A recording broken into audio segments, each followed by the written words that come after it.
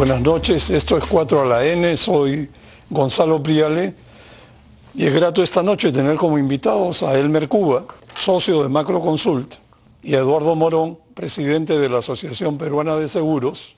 Ambos son dos reputados macroeconomistas de amplia trayectoria. Y también nos acompaña Sebastián Otero, empresario, economista y empresario de éxito porque fundó e impulsó una startup de un supermercado virtual.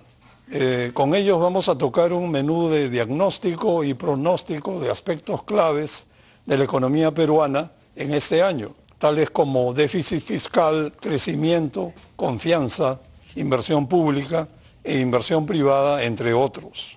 Bueno, vamos por el primero de los temas, déficit fiscal. El Consejo Fiscal señaló el riesgo de incumplir la regla fiscal dado el menor crecimiento de los ingresos públicos por la desaceleración económica, reflejado en un déficit fiscal de 2.4% del producto al mes de abril, que tocó el tope del déficit permitido por la regla fiscal. Además, la aprobación de leyes populistas que generan forados o más gastos sin financiamiento no ayudan en nada. Elmer, ¿cuál puede ser la trayectoria del déficit fiscal este año y cómo cerraría? ¿Y es una buena iniciativa seguir entregando bonos a la población vulnerable? Y por último, ¿se ha agotado el espacio fiscal?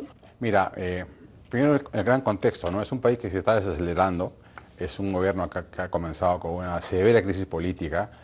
Se lo han querido tumbar en el verano, ¿no? Así de simple, cambiar de régimen, ¿no? Que se vaya la presidenta, que se vaya el Congreso, y la economía cayó, el PIB cayó el primer trimestre 0,4%. En ese contexto, el Ministerio de Economía tiene pocos grados de libertad, solamente le queda ser ligeramente expansivo, ¿no? No puede ser contractivo, imagínate, sería pues contraproducente, entonces en un hoyo recesivo, ¿no? Entonces no puede ir una política fiscal ni siquiera neutral, sino ligeramente expansiva, que es lo que está haciendo. El costo de eso va a ser desviarse algunos décimos de la regla fiscal, pero es totalmente, digamos, plausible hacer eso, ¿no? Perú no es un país irresponsable en lo fiscal, ni mucho menos. Junto con Chile, y detrás de Chile, es el país mejor manejado en lo fiscal de todo el continente, sin Estados Unidos. Y lo va a seguir siendo. Y lo va siguiendo seguramente. Ha soportado a Castillo, que no es poco, y se ha mantenido en esa línea. Una hazaña. Y no sería, yo sería más crítico con el Congreso, en verdad, ¿no? Porque el Congreso es irresponsable en lo fiscal, ¿no? Con lo que está haciendo con la ONP, con normas, incluso ahora quieren aprobar una exoneración tributaria, ¿no? Entonces, realmente está jugando con fuego y ha habido varias fricciones con el Ejecutivo de cara al TC, ¿no es cierto? Para no hablar de los retiros de AFP, que es otra cosa que no es fiscal, pero también es un muestra de populismo. O el feriado, nos han regalado un feriado nuevo el 7 de junio, entonces el Congreso es populista sin duda, ¿no? Y tiene algunas implicancias fiscales.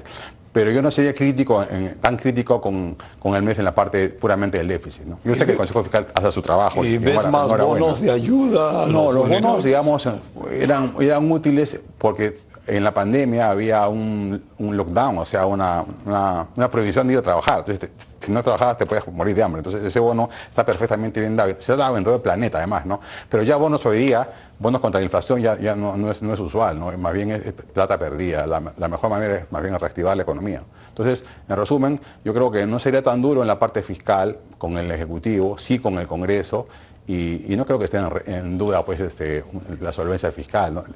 Creo que ayer hubo, o esta semana ayer ha habido una emisión muy exitosos, súper favorable. Sí, la semana pasada. Sí.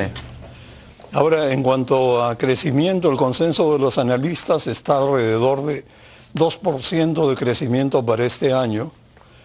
Y Eduardo, ¿esto es excesivamente optimista? ¿Esta proyección con un niño al portes? Yo creo que sí, y digamos, de acuerdo con lo que mencionaba Elmer, que en realidad yo no le pondría, digamos, todas las alertas hoy día a lo fiscal en términos de la acción del MEF, sino más bien por esta ganas, digamos, del Congreso de ganarse unos cuantos puntitos más de rating, buscando de tomar acciones que en realidad tienen un costo, no solo fiscal, como bien decía, sino un costo económico en general bastante grande, en algunos casos tremendamente grande, y en realidad todos los riesgos están hoy día hacia la baja, ¿no? Entonces yo creo que si es que terminamos en 2, como se llama, va a ser casi como la clasificación al mundial, digamos, así de milagroso, ¿no? Yo creo que más bien estamos más vamos a terminar más pegados a uno que pegados a dos, ¿no? Entonces, porque en realidad los ríos están todos encima, ¿no? No se termina de ir la inflación, no tienes un gobierno que pueda interactuar con el Congreso de manera de realmente reactivar confianza, no vemos, digamos, ahí mucho espacio para que eso cambie, y además, como bien has dicho, creo que hoy día el consenso generalizado es que vas a tener un niño masivo, realmente masivo. ¿Y eso cuándo impactaría? Y eso estamos hablando de un niño no de 2 o 3 meses, estamos hablando de un niño de medio año, ¿no? Entonces, claramente, cualquier plan de inversión que puedan tener acá los muchachos va a tener que ponerle unas cuantas gramos de sal, porque lo que se te va a venir en el escenario es un enorme niño del tamaño de lo que fue el 17 o del 97-98, ¿no? Entonces estás hablando de una disrupción masiva de la actividad. Sí, lo malo es que el niño siempre nos encuentra con el pantalón abajo. Se repite la historia. Sin duda, ese yo creo que es o sea, cuando, digamos, si quieres hablar de cosas, de temas fiscales que pueden ser complejos para adelante, yo creo que más bien la falta de preparación fiscal para el niño me parece que es de los problemas más grandes, ¿no? Estamos hablando de un niño probablemente del doble del tamaño del 17. Nos costó 2 puntos de PBI. Estás hablando de un niño de 4 o 5 puntos de PBI, o sea, realmente un pedazo gigante del presupuesto público, ¿no? Bueno, qué preocupante. Sebastián, ¿cómo impactan juntos a la vez un bajo crecimiento, una inflación elevada y cada vez menos empleos adecuados? Y la inflación de alimentos en los últimos 22 meses ha sido de 20%. Y eso impacta pues a los informales, a los pobres y a los vulnerables, que son la mayoría de los peruanos. ¿Es hora de ajustarse los cinturones? Sí, a ver, efectivamente, ¿no? Venimos, o sea, estábamos saliendo de una pandemia, digamos, de una cosa que sucede en las estadísticas una vez en un siglo, nos estábamos recuperando de eso, y viene una crisis política que nos ha golpeado como a pocos, ¿no? O sea, coincidir acá con lo que decía Eduardo, de que si este año hacemos un 2% de crecimiento, yo creo que es sí, es para celebrarlo realmente, ¿no? O sea, la confianza, digamos, si uno ve la confianza de países latinoamericanos, y claro, acá un poco aplica en país de ciegos hasta el tuerto es rey, o sea, Colombia está peor, Chile también está peor, el único que está mejor, digamos, es Brasil, ¿no? O sea, la confianza en Brasil está bien, Argentina ya qué vas a decir, y Colombia igual, ¿no? Entonces, venimos muy golpeados, y como dice Gonzalo, al final, o sea, el pobre, no consume política, ¿no? El pobre ve lo que le cuesta el pollo, la inflación la han soltado esta semana, está bajando, pero está bajando muy gradualmente, el poder adquisitivo se ha reducido sustancialmente, y si no hay inversión privada, yo creo que es loable esto que está tratando de hacer el MEF, digamos, de reactivar la economía, de despertar, digamos, el entusiasmo, los espíritus animales, así, parafraseando a Keynes, es loable, ¿no? Pero va a ser difícil si es que no, en un contexto donde hay niños. Sí, efectivamente, pues, o sea, Belaúnde en el 82, crisis de deuda y niño, 97, crisis asiática y niño, y ahora nuevamente, ¿no? O sea, el clima parece que se conjugara con los políticos. Ahora, en el tema de confianza e inversión privada, un entorno persistente de baja confianza empresarial y gran incertidumbre se ha traducido en una caída de 12% de la inversión privada en el primer trimestre de este año. El IPE estima que tras esa caída, la inversión privada volvería a caer más de 10% en el segundo trimestre. Y en este ámbito, Elmer, ¿a qué se debió la caída de la inversión privada durante el primer trimestre de este año? Y como dice el IPE, ¿será posible que la inversión privada acumule 6 trimestres de crecimiento negativo al final del 2023? Sí, ahí quiero hacer un matiz, en verdad, porque la inversión privada, el año 21, que fue récord de toda la vida, la no minera, ¿no?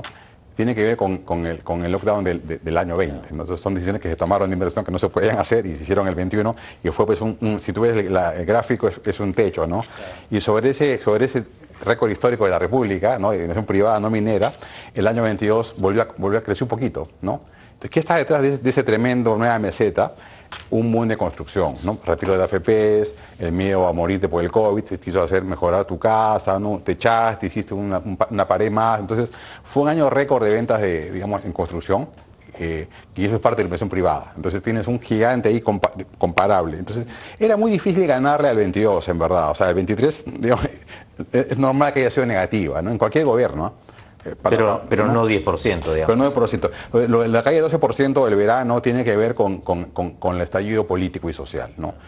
Ventas de menos 40% en una cementera del sur, por ejemplo, te dice mucho de eso, ¿no? Y ha afectado pues, a todo el país. No es repetible una caída de 12, digamos, en los próximos trimestres, porque estás viendo un trimestre que fue realmente colosal, la paralización en su momento de muchas vías nacionales, que no se podía llevar ni traer cosas, ni se podía trabajar. Entonces, va a ser negativa en el año sin duda, la inversión privada no minera, pero si tú ves las cifras absolutas, estamos en un nuevo plató. Ojalá que sea más, y que crezcamos más, pero no sería tan duro en eso, no sería tan duro en eso todavía. No es que estamos entrando en una recesión, no es que de pronto el típico patrón de recesiones son cuando cae la inversión privada, ¿no? Y todo comienza a caer y hay que hacer algo. Ese no es el caso, estás hablando de una inversión privada no minera que se mantiene todavía en un plato interesante, ¿no? La minera se ha caído porque ya Eco, ¿no? Que es otro gigante de clase mundial, que no hay un proyecto de ese calado para reemplazar ese volumen de inversión, ¿no? Y no hay nada en el horizonte tampoco. No hay nada. Ahí vuelve a tener la confianza, ¿no? Estamos pues... mucha gente piensa que la crisis política no tiene efectos en la economía, y nada más falso, ¿no? Los efectos en la economía no solo son fiscales o inflacionarios, que ahí estamos bien, sino son en crecimiento. O sea, lo que nos cuesta la crisis política es en lugar de crecer 6, crecemos 3, ¿no? Que es algo inobservable, ¿no? Desde afuera no se observa. Dice, pero ustedes, qué raro es Perú, ¿no? Un país con crisis política permanente, 6 presidentes en 6 años, y les va bien. No nos va bien pues, porque podíamos estar yendo al 6 y no al 3. O sea, esa es la parte que hay que explicar, ¿no? O sea, sí tiene un costo.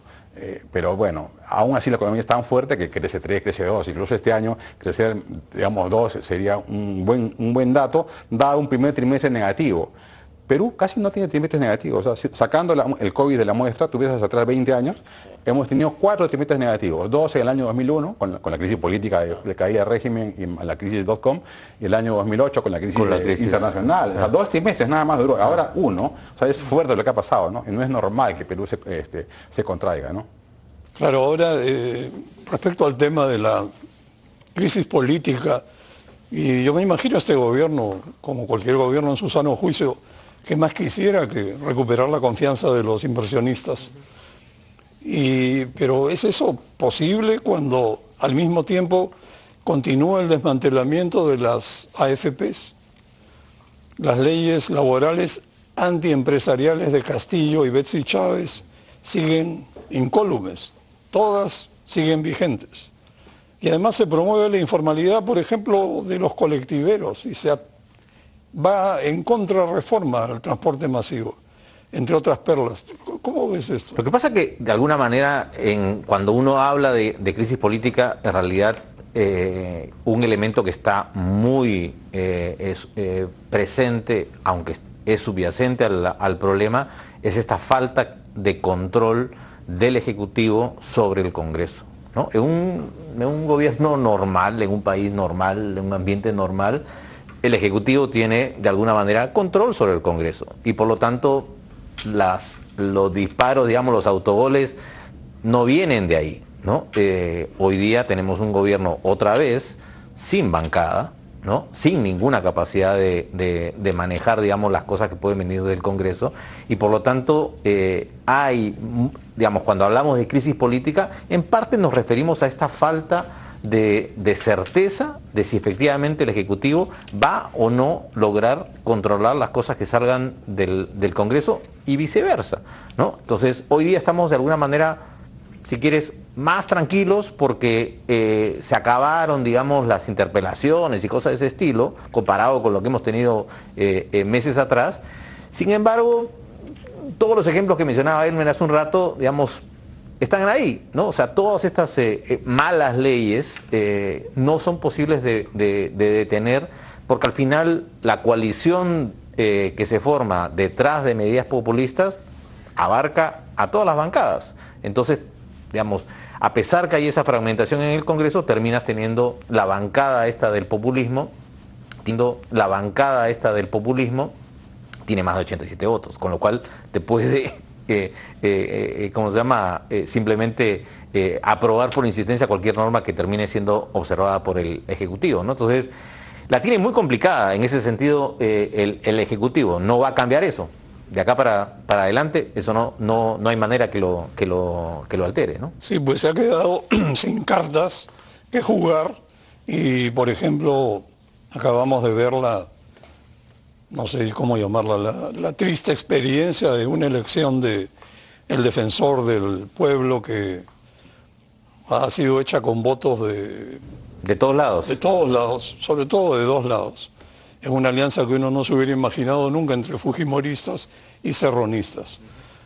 Y eso conduce a posibles malas situaciones. Ahora, Sebastián, siempre hablamos de la confianza de los inversionistas, pero ¿qué nos podrías decir de la confianza de los consumidores, tú que operas un supermercado?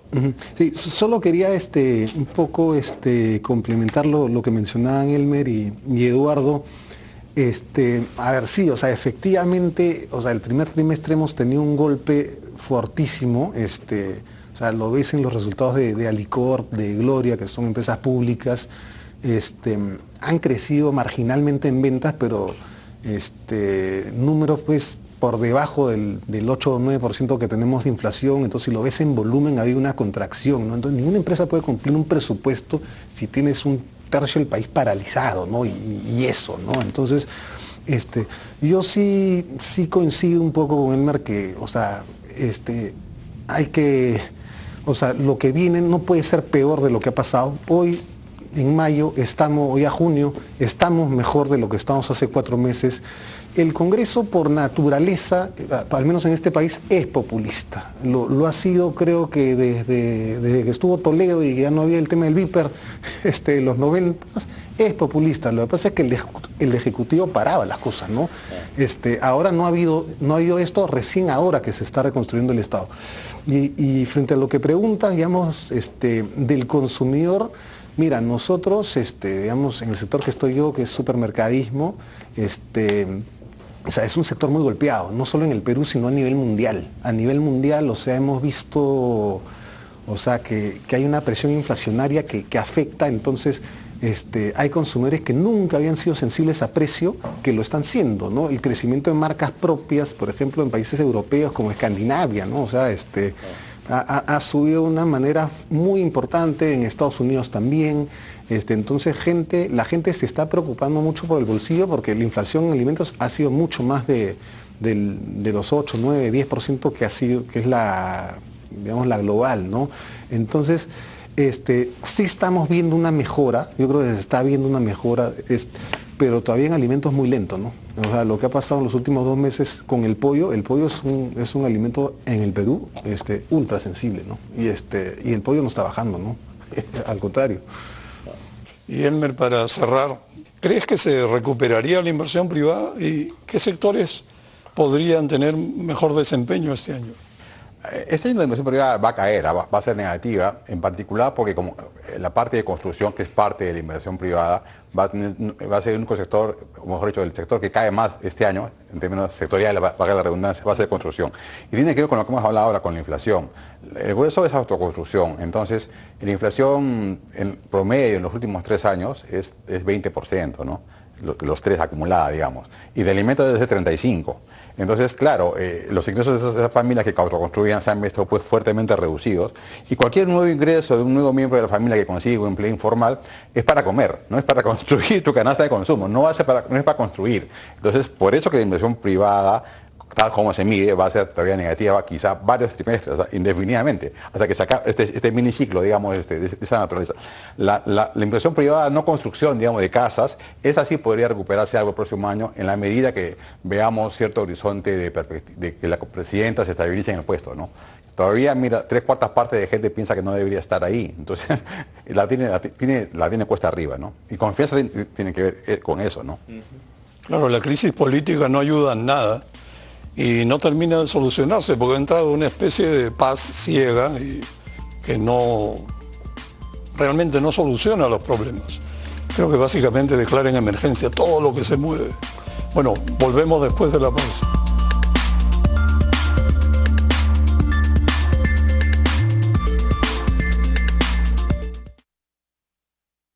Agacharse hasta el suelo para ponerse los zapatos.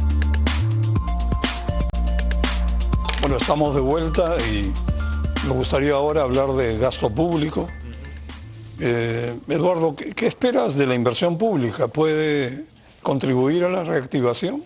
Mira, ahí yo estoy absolutamente de acuerdo con lo que hemos estado discutiendo en la primera ronda, ¿no? O sea, no le queda otra. El ambiente en el que estamos es un ambiente en el que claramente el Ministerio va a seguir con esta iniciativa permanente de buscar que el gasto público, sobre todo la parte de inversión pública, se acelere, ¿no? Pero el diablo está en los detalles en esto, ¿no? Porque en realidad se hace poco hablando de destrave. En realidad lo que tiene que hacer el MEF es sentarse, no solamente decirle al sector, bueno, resuelve el destrave, es sentarse a ayudar a resolver los destraves, ¿no? Hemos visto, uno puede poner acá, la lista de ejemplos es enorme, ¿no? Pero esto requiere mucha acción directa del MEF para lograr que efectivamente los proyectos más significativos efectivamente se destraben, ¿no? Entonces, nada de estas cosas salen fácil. Y es lo que vamos a ver, me imagino, que a lo largo del resto del año y seguramente que incluso el próximo, porque en la medida que eso sea un poquito más eficaz el gobierno, podría empezar a dar justamente esa señal que estamos de alguna manera buscando, ¿no? O sea, lo que creo que está faltando es una muy buena noticia de que algún proyecto grande realmente empiece a ejecutarse, ¿no? Entonces, yo espero que no hagan esto en control remoto, ¿no? Sino que realmente se sienten a ayudar a los diferentes sectores a destrabar estos temas, ¿no? Sí, claro. Ahora estuve viendo ayer la consulta amigable del MEF y resulta que la ejecución del gasto al 31 de mayo fue de 13.500 millones de soles, 21.7% del proyecto del presupuesto para obras. Y el ritmo de ejecución mensual promedió 4.3% del presupuesto anual para obras, por mes. Haciendo las matemáticas más básicas, tendría que devengarse o ejecutarse financieramente 11.2% del presupuesto para obras en lo que resta del año para llegar a alcanzar la meta. Y esto es pues absurdo, ¿no? Equivaldría a pensar que alguien que corre 100 metros planos en 26 segundos puede llegar a hacerlo en 10 segundos en los próximos meses si se esmera. Eso no va a pasar. Con las mismas zapatillas. Claro, y en la misma pista que está llena de huecos. O sea, y hay gente que hace este cálculo y dice, bueno, hasta ahora estamos así, pero veamos el vaso medio lleno y si logramos un ritmo tal, llegamos. Pero no va a lograrse, pues, jamás. Ahora, esto nos conduce a obras paralizadas, que es un tema bien, yo diría, apasionante en el mal sentido de la palabra. En octubre del año pasado se publicó una ley para reactivar obras con más de 6 meses paralizadas y un avance superior al 40 o 50% según quien ejecutaba la obra. Según la Contraloría, no se vayan a caer de los asientos, transcurridos 7 meses, las 685 obras públicas paralizadas que están en los alcances de esta normativa siguen detenidas. El último reporte de la Contraloría, para acabar con datos, señala que en total a nivel nacional A marzo habían 1.750 obras paralizadas por 22.000 millones de soles. Elmer, a ver, la pregunta del el billón de soles. Este es un tema que parece no tener solución. ¿Qué harías con las obras públicas paralizadas? Mira, yo, partiendo de la realidad peruana que tiene baja recaudación, tenemos que optimizar cada sol recaudado, ¿no? Y no hay mucho espacio para obras públicas directamente manejadas. Tampoco G2G, porque en verdad haces tres grandes y te quedas sin plata, digamos, ¿no? Claro. Tienes que apalancarte en APPs, es lo correcto, ¿no? Un gran inversionista internacional, con fondo, con espalda, y se paga pues con peaje y con financiamiento estatal, pero en muchos años, ¿no? No la plata ahorita por delante, tipo carreteras que son muy importantes, pero cuyo diseño y financiamiento es crucial, ¿no es cierto? O líneas del metro, peor todavía. Efectivamente, claro. Entonces ahí la salida es, digamos, lo que pasa es que se ha desprestigiado por el tema de la bajada y todo el club de la construcción y todo ese tema que ha sido terrible, ¿no? Pero yo creo que el camino es ese, o sea, no porque haya habido un grupo de corruptos, es una mala idea ir es una mala herramienta, ¿no? Y por APP, ¿no? APP yo creo que es la salida por un país tipo Perú que tiene bajos niveles de recaudación. Y si tuviésemos mayor recaudación, yo gastaría en educación. Yo creo que eso lo estamos olvidando, ese gran tema, ¿no? El grueso de discusiones de este tipo, y está bien que sea así, es de inversión privada, por supuesto, infraestructura, pero el tema educativo es clave porque es tan importante educar a niños que no están siendo educados como sacar minas en valor, digamos, ¿no? Porque son cerebritos que podrían producir mucho más en su vida en 40 años, para ellos y para su familia y para el país, ¿no es cierto?, en términos de ingresos tributarios, y no estamos haciendo eso, ¿no? Es como que eso nunca es importante. Y los expertos en desarrollo nos han mostrado que no solamente la inversión privada, que es capital, ¿no es cierto?, sino la inversión en tu gente es importante para empalmar la siguiente fase de crecimiento. Si no vamos a quedarnos ahí nomás con gente con salarios bajos, ¿no? Incluso a un privado también le es más rentable invertir si la gente es más educada, ¿no? Por simple aritmética del desarrollo, ¿no? Sí. Entonces, ese tema lo metemos siempre debajo de la alfombra y no sale mucho eso, y lo que ha hecho el gobierno con Sunafil, por ejemplo, es un deterioro tan grave como meter mano a una reguladora, digamos, o Senermin, digamos, ¿no?, para la minería. Es lo mismo, pero a escala, digamos, más difusa, y no hay quien lo defienda. En cambio, los otros tienen pues empresas importantes que se defienden por sí solas, ¿no? Pero al chico de 10 años en una escuela pública... No con Sunafil. Perdón, con Suneo. Y en general todo el tema que mejora la calidad de educación pública está por los suelos, ¿no? Tremendo problema, ¿no? Ahora, regresando al tema de gobierno a gobierno y APPs, la moda, como saben, es ahora contratar con gobiernos extranjeros para hacer obras públicas. Pero estas obras públicas no tienen operación y mantenimiento, y además se pagan del presupuesto cada año y implican endeudamiento, y si se trata de proyectos grandes como las líneas del metro o megaproyectos como estos, bueno, no es pues una buena idea, ¿no? Y la verdad es que nada impide que se haga un gobierno a gobierno para ejecutar una obra en APP con operación y mantenimiento a 30 años y un PMO. ¿Tú piensas que las APP pueden volver, Eduardo? Mira, ¿Por qué crees que han pasado al archivo? O sea, sin duda es el efecto que mencionaba Elmer de mala reputación, ¿no? Nos ha pasado con otras herramientas que también se usaron antes como privatización, y después era como que tabú hablar del tema, ¿no? Pero yo la verdad que creo que el tema de G2G lo dejaría exclusivamente para ser utilizado en situaciones de post-desastre, ¿no?, donde realmente necesitas una gran velocidad de ejecución, de reconstrucción, ¿no? Y que sea en realidad no que es la salida a la cual llegas después de enredarte 3 años en que no sabes cómo hacerlo, sino que automáticamente sabes que cuando hay un desastre como el que podría venir después del Niño, sabes que la reconstrucción va a ser por ese camino, porque lo que requieres, o sea, ahí me pongo exactamente en el mismo punto que decía Elmer. O sea, ¿qué es lo que está pasando? Si yo me demoro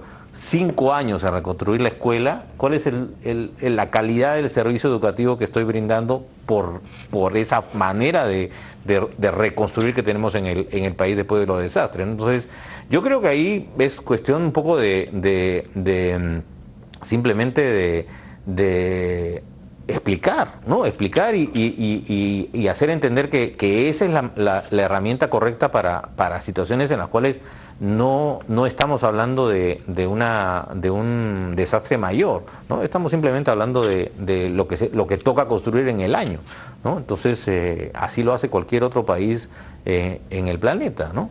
Claro, ahora yo agregaría que para que las APPs no nos traigan las malas sorpresas que trajeron,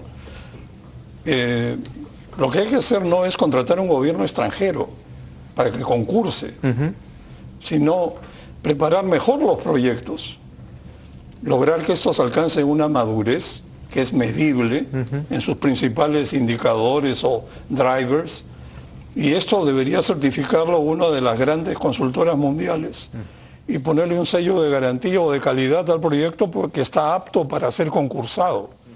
Yo les aseguro que si los proyectos se concursaran una vez maduros, no habría campo para la corrupción, porque la corrupción se mete por donde el proyecto estuvo subpreparado, subcalculado, gana el concurso una empresa X, lo actualiza el proyecto y resulta que falta un montón de plata y se generan adendas que se prestan para cualquier tipo de jugarreta que va contra el país. Entonces, pero esto se controla haciendo mejor los proyectos, haciendo proyectos maduros, no prohibiendo las APPs. Y no se necesita un gobierno extranjero para esto. Ahora, respecto a que en esto no estoy tan de acuerdo, que para reconstruir después de un niño o un gobierno a gobierno sí funciona, yo creo que más bien la experiencia nos muestra que no ha funcionado, porque lo que ha hecho es, por ejemplo, de 70 escuelas, han pasado 2 o 3 años y solamente hay 20 o 22 terminadas. De 15 hospitales solamente hay 2 o 3 terminados y no hay visos de que las demás se vayan a terminar. Y en cuanto a las obras mayores de drenajes pluviales, defensas ribereñas y manejo de cuencas en ríos, bueno, básicamente estamos en cero. Y eso sí que es grave porque la historia se va a repetir. Entonces yo creo que ni SARES, ni gobierno a gobierno son la solución. Hay que hacer las cosas cada una bien hecha y adoptar políticas generales. Esa es, creo, una forma de encarar el tema. Ahora, respecto a la reactivación, el gobierno ha venido desplegando una política fiscal expansiva. Y para evitar una mayor caída de la economía, según entiendo, lanzó Compunche Perú, que proyecta una inyección de 12.000 millones de soles. La mayor parte es gasto público, pero también hay un alivio tributario que debe ser temporal, ¿no? Se supone. Elmer, ¿qué potencial le ves al programa Compunche Perú? Bueno, si la cifra que tú dices la pasamos a términos de PBI, es 1.5% del PBI. Pero yo creo que está sobrevendida, porque se han sumado cosas que ya se iban a hacer de todas maneras, ¿no? Y eso no es ahora, usualmente hacemos lo mismo siempre. Todo el tiempo, hace 30 años que hacen eso para golpear un poco las expectativas hacia arriba, ¿no? Eso no es nuevo. Pero sí hay un impulso fiscal, no es de ese tamaño, pero sí puede ser la mitad de eso, pero igual es un impulso, ¿no? Como dije al principio, hay poco grado de libertad, ¿no? ¿Qué haría un ministro de Economía ahora? O un gobierno débil, sin bancada, sin partido, y con una opinión pública más bien adversa, ¿no? Entonces, ser ligeramente expansivo, tampoco no hay capacidad de gasto, tampoco, o sea, por más que pongas en el papel que crezca 30% de la inversión privada, perdón, la inversión pública no va a ocurrir, porque no hay los gestores públicos en cada circunscripción para llevar a cabo esa ejecución, ¿no es cierto? Entonces no puede ocurrir eso. Y más bien, por el gasto corriente hay que cuidarse de estos bonos, ¿no? Que son una manera mala de gastar la plata que nos pueda recaudar, ¿no? Yo creo que hay que volver a enfocarnos en el tema de largo plazo, que hay que pedirle eso al Ejecutivo y al Congreso, ¿no? Lamentablemente es más probable que den una norma populista que den una reforma, digamos, del sistema político, ¿no? Hoy en día da las cosas. Y eso es un tema de diseño, no es que Perú esté condenado a eso para siempre. Hemos diseñado esto. Esta debilidad del Congreso es porque hemos decidido que no haya reelección. Entonces no hay castigo, ¿no? Un buen congresista busca la reelección. pero en este caso, como no hay reelección, un comportamiento bueno o malo, igual te vas a tu casa. Entonces, eso lo hemos diseñado nosotros, ya nos quejamos. Te vuelves más suicida. Claro, así es, no rinde cuentas, ¿no? La democracia rinde cuentas en cada elección, ahora no rinde cuentas. Entonces, la probabilidad de que sea más populista es alta, ¿no? Y yo coincido con Lalo, eso se perdió el último año de Humala, ¿no? Hasta ese momento, los gobiernos de la después de Fujimori tenían alianzas que permitían controlar el Congreso, ¿no? O por lo menos tenerlo arrinconado. En los temas más críticos, claro. ¿no? Y eso se perdió justamente cuando el Partido Nacionalista perdió mayoría en el Congreso, ¿no? Y nació cuando nació el día que la ley está 95.5 de retiro. Ese es el inicio de toda esta degradación económica por causa del Congreso, ¿no? Y eso fue un reflejo de una pérdida de mayoría relativas en el Congreso, ¿no? Ahora, Eduardo, ¿tú crees 2015, que 2016, hasta ahora? ¿Crees que en el Perú alguien tiene ahora un pensamiento de largo plazo? O creo que la perspectiva termina en el 2026. O sea, y el deseo es ojalá que lleguemos. Eso es, o sea, digamos, es cierto que es difícil pensar mucho más allá, pero estoy convencido que toda la gente que hace empresa en el Perú está mirando bastante más allá del 26, ¿no? No solamente el fin de mes, ¿no? Es complicado porque tienes muchos vientos en contra, pero creo que permanentemente se está mirando el largo plazo, ¿no? No podría pensar algo diferente, ¿no? Yo lo hago, digamos, desde el gremio, estamos haciendo planes que claramente van más allá de los 5 años siguientes, ¿no? Entonces, porque hay temas que no se resuelven tan rápido, ¿no? Quizás ese es el problema, ¿no? Los académicos y los empresarios miramos el largo plazo y los políticos están en un juego de la próxima semana tenemos que hablar. Pero digamos, regresando al punto que le preguntabas a Elmer de cómo enganchas ahí más crecimiento, yo no sé, por ejemplo, temas como el tema de hacer diferencia con respecto a lo que fue el gobierno de Castillo, con respecto al tema del mercado laboral, con respecto a cuál es la visión de este gobierno, que creo que es radicalmente diferente, ¿no? Y ese podría ser, digamos, una de esas buenas noticias que el sector empresarial está esperando, pero que no termina de madurar, ¿no? Hemos tenido cambio de ministro, pero, digamos... Claro, sería retroceder esa famosa agenda 19 de Betsy Chávez, que trajo tantas malas leyes. La política económica de Castillo no termina de morir. No termina de morir. No termina de nacer. Exactamente. Muy bien, eso es. Exactamente. Has dado en el clavo. Sebastián, a ver, desde la perspectiva empresarial, ¿cómo se podría dinamizar la economía? A ver, yo creo que por definición el empresario tiene que ser optimista, ¿no? Si no lo es, en un mercado además emergente como el Perú, que es tan difícil, bueno, mejor te vas a pescar a Máncora, ¿no? Claro, no existe empresario pesimista. No puede haber un consumidor. Ese es el consumidor. Ese es el consumidor o de repente el político o cree en el mercado o cree en sí mismo, no, tiene que creer en algo. El empresario por definición quiere hacer cosas, está con ganas, ¿no? Y creo, yo sí soy optimista en este momento. A ver, o sea, sí, de repente no terminen a hacer, pero por lo menos 2 ministerios importantes en estos temas que te gustan a ti, que es infraestructura, vivienda, o sea, las 2 ministras que tenemos ahorita, pues, o sea, superan a lo que teníamos, entonces yo creo que eso da razones para pensar positivo, ¿no? Y hay cosas, por ejemplo, a ver, hablaba hace un par de días con alguien de Joinas, esta empresa de tickets, ¿no? Es un buen termómetro de la industria de espectáculos. El año pasado les fue muy bien, o sea, 20% de crecimiento, ¿no? Claro, era un poco lo que decía Elmer, había mucha contención de la pandemia, ¿no? Claro. Pero este año, sí, el primer trimestre fue un desastre, pero ya se empezó a reactivar.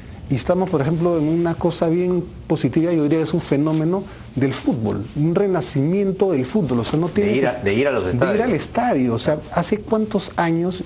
Era cuando yo tenía 18, o sea, bueno, ya bastantes, que no se veían estadios llenos, ¿no? Entonces se está llenando Matute, se está llenando el Monumental. están habiendo anuncios de conciertos. El turismo se ha golpeado mucho, ¿no? O sea, abril tuviste, creo que Machu Picchu, 45.000 visitantes, cuando lo normal pre-pandemia era 110.000. Entonces, el turismo todavía falta mucho para que se recupere, ¿no? Restaurantes creo que está bastante ya mejor, a niveles pre-pandemia, por lo menos lo que escucho de, digamos, de proveedores. Entonces, yo sí creo que hay razones. ¿Y supermercados? A ver, supermercados, todos los supermercados han sufrido, digamos, el primer trimestre por el tema de inflación, entonces has tenido digamos, márgenes que te empiezan a apretar, consumidores que están muy sensibles a precios.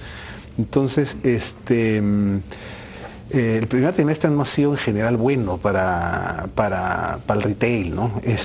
Pero ya se está reactivando, ¿no? O sea, en el caso puntual del sector que estoy metido yo, el online, bueno, hay ciertas dinámicas por el tema que se acabó la pandemia, ¿no? Igual venimos bien, ¿no? Pero yo sí creo que hay razones para ser optimistas.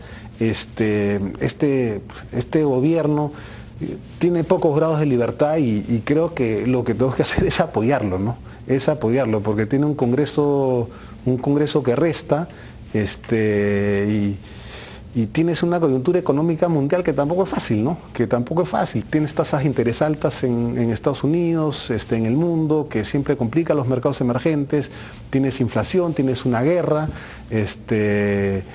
tienes presidentes de países vecinos que hacen problemas. Entonces, yo creo que hay que apoyar todo lo que se puede al gobierno, ¿no? Yo creo que estamos de acuerdo en eso, y como un ingrediente más a nivel mundial se vienen las elecciones norteamericanas, que van a ser una especie de guerra del fin del mundo también, porque la polarización es brutal. La sociedad está dividida totalmente. Bueno, vamos a una pausa y regresamos. Bueno, estamos de regreso y hablemos ahora de los fondos de pensiones, Eduardo.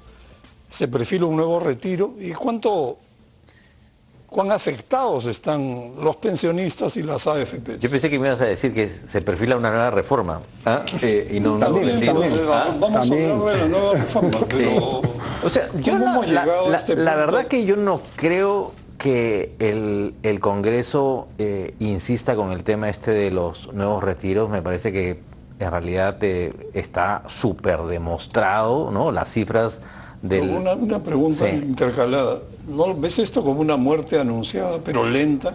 Efectivamente hay una necesidad de hacer una reforma súper grande en el sistema, ¿no? Pero creo que es absolutamente innecesario, irrelevante totalmente el retiro, es absolutamente injustificado. O sea, hemos visto que los retiros han generado que la gran parte de los fondos fueron retirados por personas que tenían trabajo, que nunca lo perdieron. O sea, ¿de qué apoyo estás hablando? Si hoy día le permitieras otro retiro, en realidad la gente que podría retirar no es la gente que está teniendo problemas para pagar las cuentas. Entonces, o sea, yo creo que sería absolutamente un error de parte del Congreso hacer esto.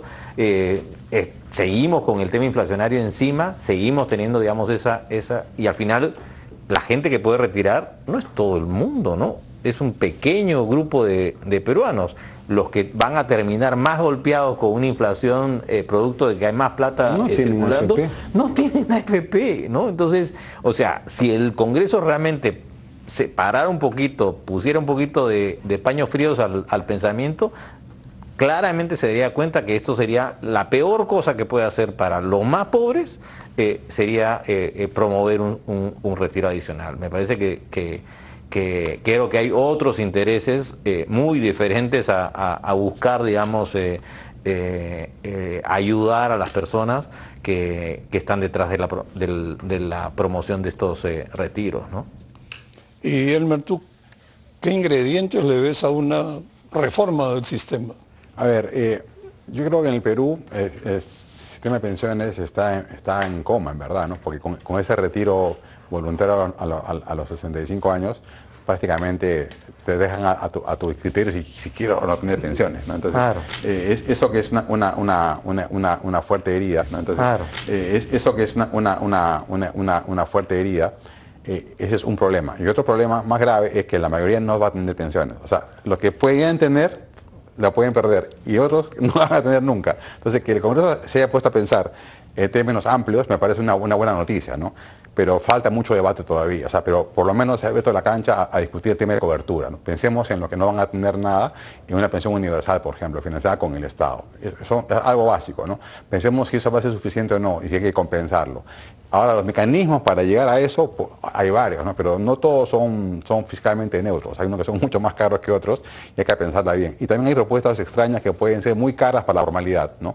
Entonces, si tú le cargas la mano a los pensionistas formales para subsidiar a sus pares informales, en un país donde la informalidad es la mayoría, eso es un impuesto a la renta, ¿no? Soterrado y dañino además. Entonces hay que pensarla bien. Hay muchas propuestas, pero poco de diagnóstico de qué problema quieres resolver, ¿no? O el tema de competencia, por ejemplo. ¿Suena bien que haya más competidores? Sí.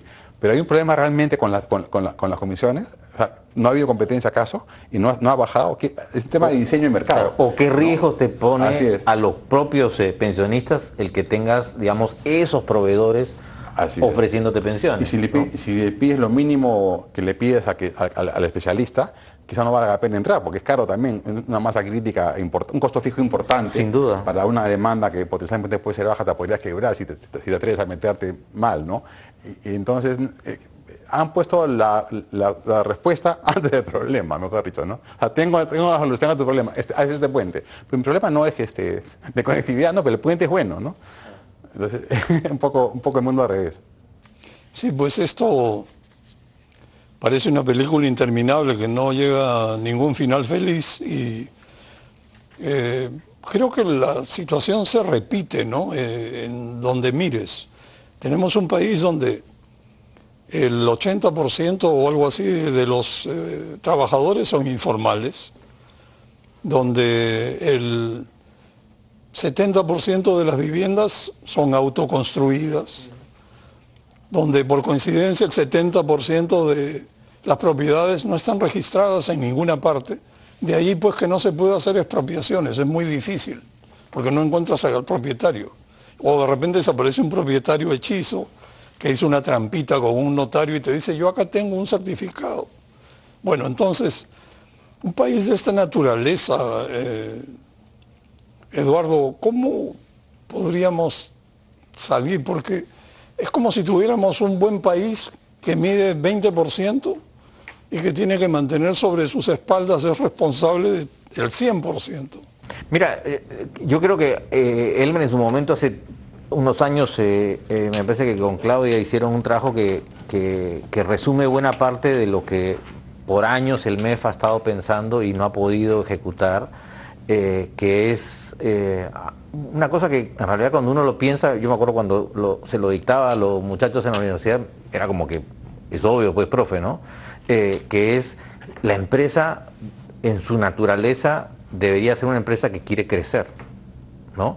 No debería ser una empresa que no quiere crecer, ¿no? Bueno, en el país tenemos reglas para que las empresas no quieran crecer, ¿no? Porque si creces más allá de esto, bueno, entonces empiezas a pagar esto, empiezas a hacer esto, empiezas a cumplir aquello, empiezas a cumplir lo otro. Entonces, oye, pero eso no es lo que uno naturalmente piensa, ¿no? Entonces, creo que en su momento se planteó un conjunto de reformas que buscaban que esas cortapisas que hay al crecimiento de las empresas y por lo tanto hacer que haya mayor crecimiento de empleo formal, mayor productividad, ¿no? Pensando en temas de largo plazo, evidentemente eso va a estar asociado a mayor capacidad de gasto de los trabajadores y de sus familias.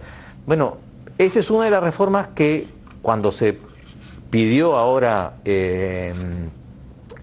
permiso para hacer decretos legislativos, el Congreso dijo no, ¿no?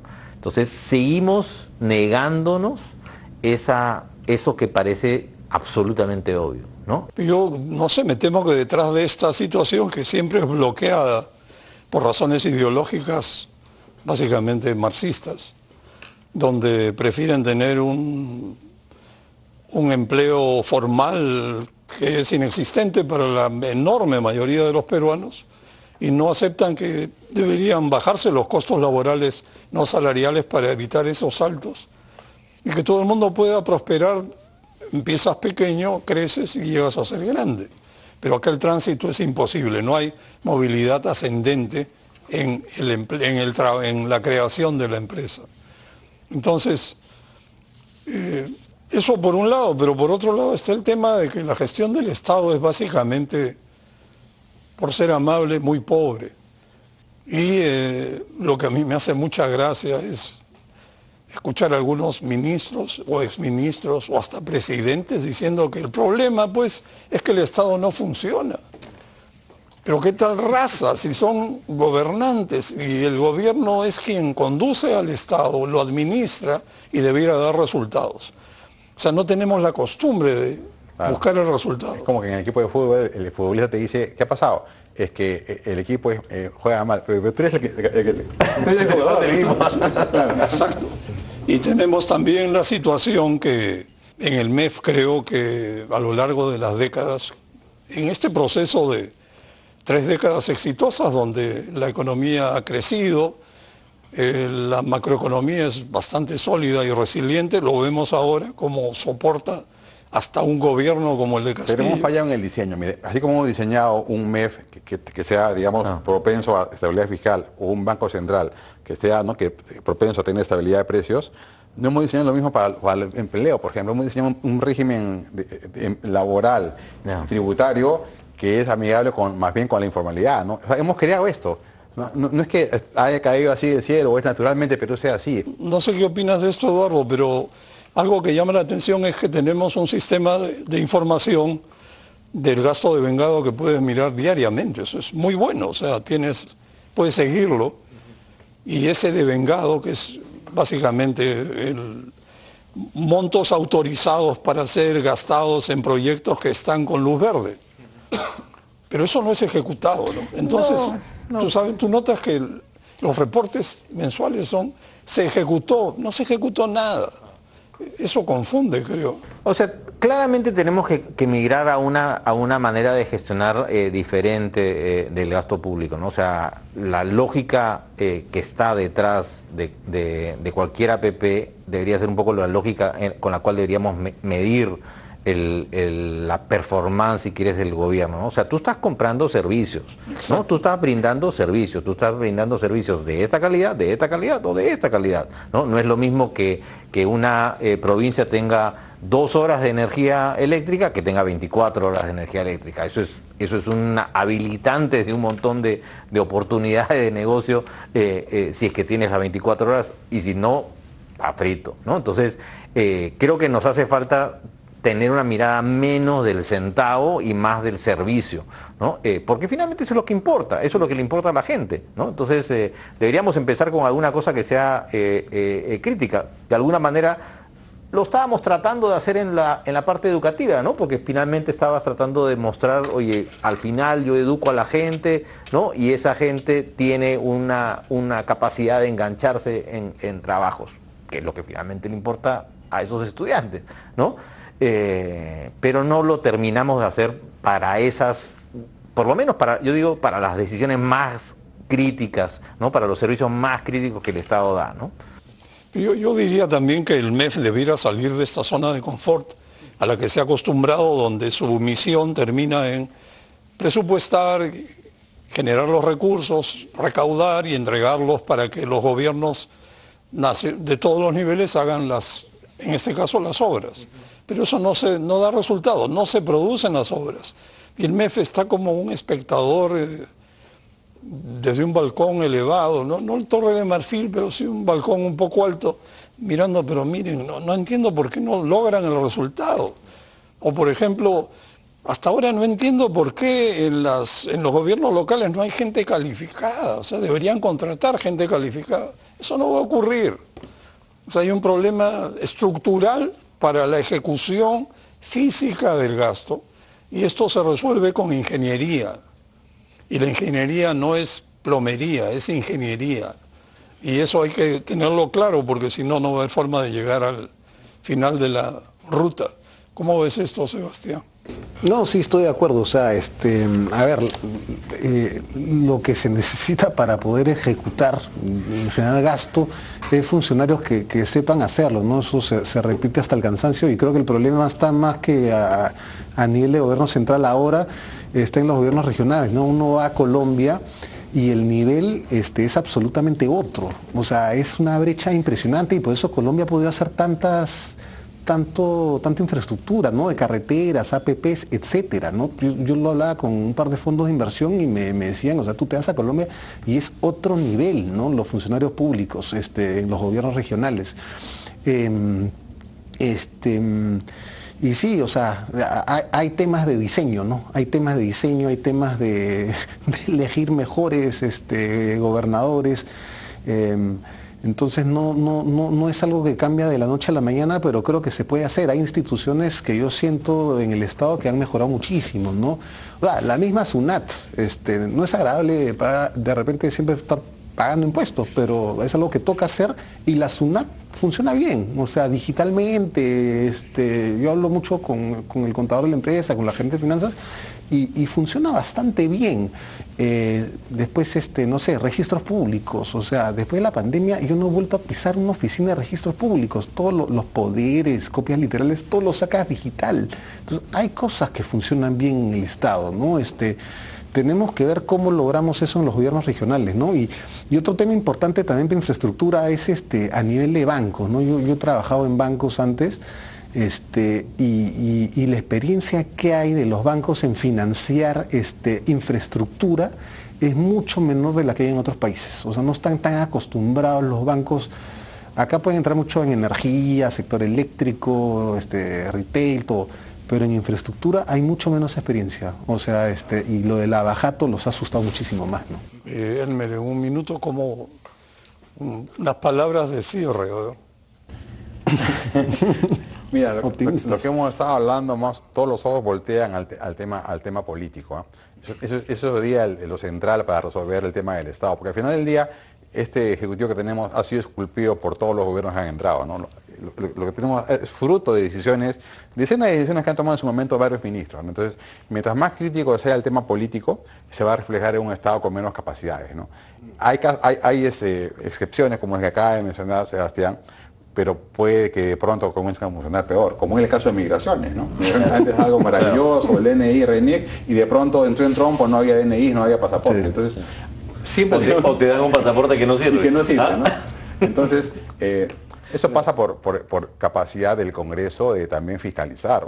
La palabra fiscalizar para el Congreso no es investigar como si fuese un fiscal. Hacer la vida imposible. Es fiscalizar en el sentido de que se cumpla la Constitución y que ese ministro sea bueno. Por ejemplo, si el ministro de Salud es mala, tienes que sacarla, ¿no? Eso hacen los congresos en el mundo. Esa parte de fiscalización, entendida en ese sentido, de control político, no se hace acá, ¿no? Más bien producimos otro tipo de comisiones investigadoras con sesgo puramente partidario, o proponemos normas populistas. O sea, tenemos que tomarnos en serio eso, ¿no?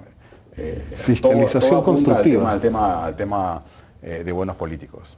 Yo diría, para terminar, que tenemos por un lado esto de buscar soluciones específicas para salir del paso, o crear mecanismos especiales, o escoger ganadores y a esos ganadores darles facilidades, como si pudieran demostrar que con eso se ha solucionado el problema general. Tenemos que decidirnos y dedicarnos a resolver los problemas generales de todos en el país, y no solamente poner la luz sobre algunos temitas para aparentar, digamos, hagamos como que gobernamos y vamos a vivir tranquilos. Así no funciona. Bueno, creo que detrás de todo yo lo que recojo de esta conversación es que hay unas ganas de ser optimistas que vale la pena mantener. Estamos mejor que hace 6 meses. Exacto, estamos mejor que hace 6 meses. Y en 6 meses vamos a estar mejor que hoy día. Exactamente. Muy buenas noches.